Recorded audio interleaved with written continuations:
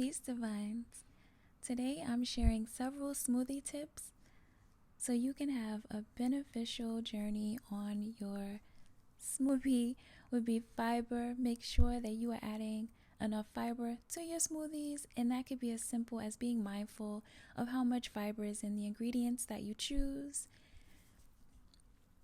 And the next thing would be protein, and you can simply add things such as nut or seed butters and different seeds and coconut milk, just to name a few.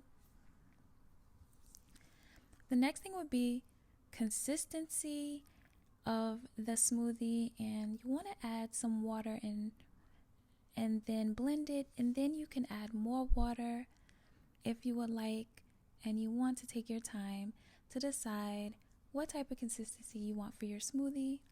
The next thing would be picking the right blender, and this plays a role in the consistency as well. You may be someone that's on the go, so you will want to pick a more personal blender, or you want a strong motor, and so you may want to make smoothie bowls, and that's definitely like the Vitamix, for example.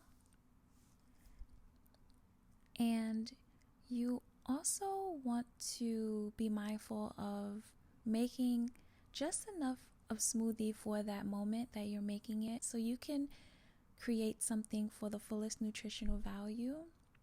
And that can be from 6 to 8 ounces or 10 to 12 ounces.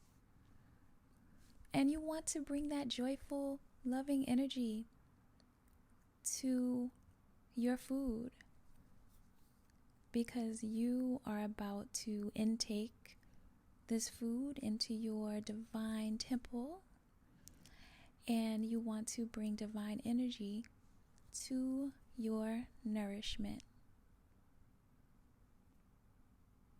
And you want to play with your creativity.